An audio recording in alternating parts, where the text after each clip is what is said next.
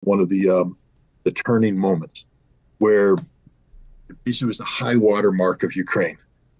They needed to use these forces better.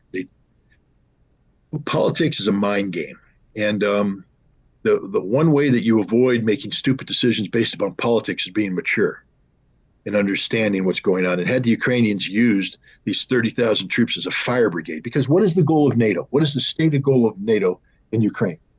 To bleed Russia dry. Okay, NATO doesn't think Ukraine's going to win this war. I mean, Zelensky is, eating some magic mushrooms or something. He thinks he's going to win this conflict, but NATO doesn't think he's going to win. All NATO wants to do is bleed Russia dry. So why does NATO have to be fooled? Here's the irony of it. They have the Ramstein contact group that's getting ready to talk about sending another $600, $700 million arms infusion on top of the tens of billions already been sent in. But they know that they just built a new NATO army for Ukraine. They know that that army is being made available, and they're going to, why do you have to prove to yourself that you built an army? It's stupid. What they should have done is held these forces in 3 packets, like 10,000 man packets, and let the Russians do what the Russians have to do. Because in order to win this conflict, Russia has to launch offensive operations to seize territory. Let the Russians launch an attack. One of the greatest, you learn this in first day, not first day, but in the Marine Corps, you're doing your company, you're your company tactics. So you're the company. Okay, we're going to take the hill, and I'm organizing it. I got base of fire, maneuver elements. Okay, we finally assault through, and we assault through the hill, and we take the hill. And you think, oh, you won the battle.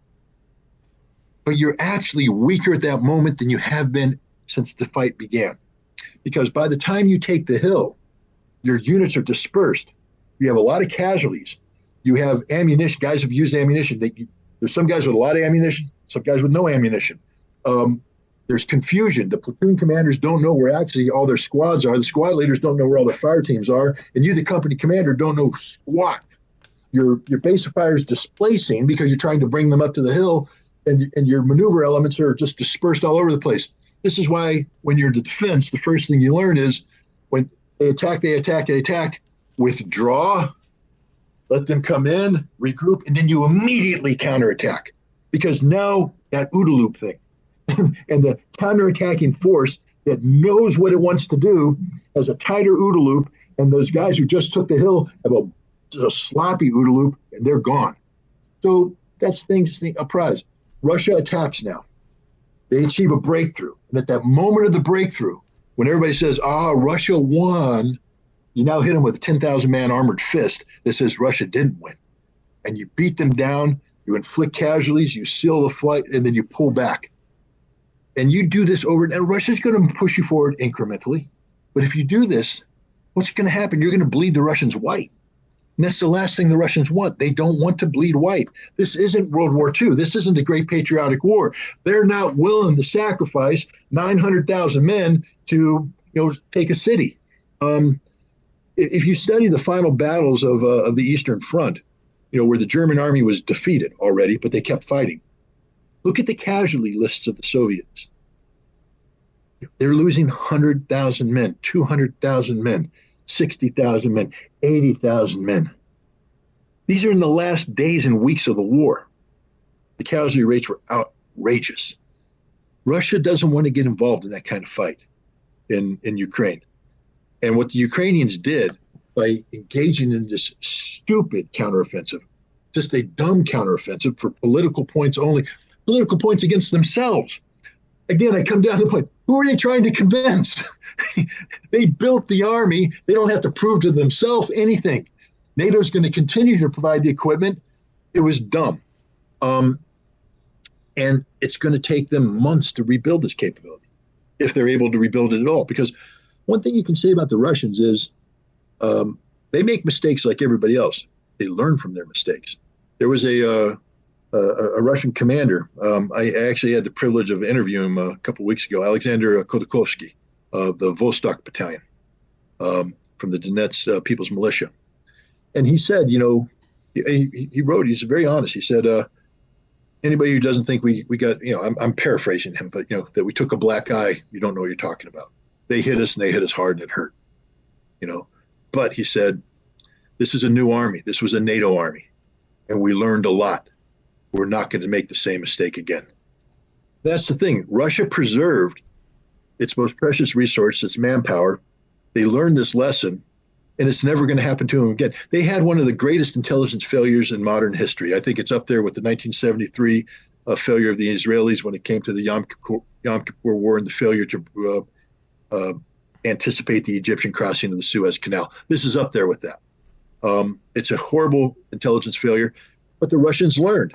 They're going to fix things. They're going to repeat. It doesn't mean they're not going to make mistakes down the road. They're not going to make this mistake again. And I think ultimately this counteroffensive is going to go down in history as in strategic defeat for the Ukrainian forces. I would agree. I've been calling it a Pyrrhic victory, like you mentioned. You pretty much answered my next question with everything you said, but I babbled. Sorry about that. no, it's fine. It's what we want to. But it seems like the Russians slowed down, not just with their ground forces in the past month or so, but also with airstrikes and things. For a long time, we were seeing caliber missile strikes almost every single day on Telegram channels and whatnot, and that just seemed to stop for a week, maybe two. And there's reports that they weren't hitting Ukrainian supply lines, and by not hitting those supply lines, it allowed the Ukrainians to prepare for these counteroffensives. Why is that? Why were they not hitting the supply lines? Why did the Air Force and the caliber missiles slow down? Well, I think we saw something interesting in the battle. The Russians, I mean, they still have caliber missiles. We saw that they fired a whole bunch of them to take out the electrical grid. And let me bring up that electrical grid before I answer this question. Let's talk about it for a sec, because it's part of the air campaign.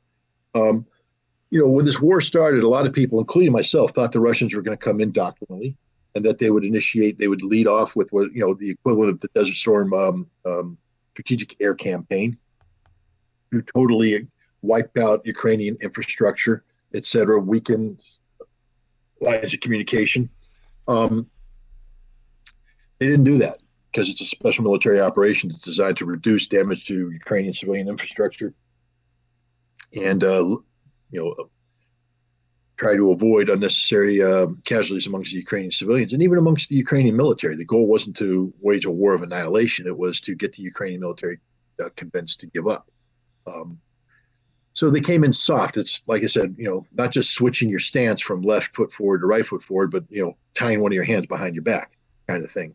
And that's been a hallmark of this conflict. It's frustrating for people who study military art, military history, and know what the potential of Russia is, to see unrecognized, unfulfilled potential on the battlefield. But that's a political decision made by the Russian leadership.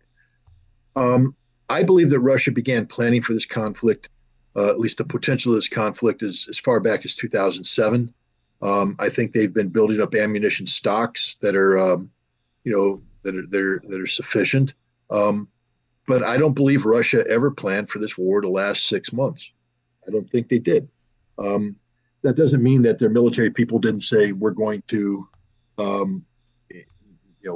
if we're planning a 6-month conflict, let's get 18 months worth of supplies. I mean, you always get more than what you need. But, the caliber missile is a relatively new missile. It only recently had its, virginity taken away from it in a combat sense in Syria, where the Russians began firing some caliber missiles from their Caspian flotilla and from some aircraft. And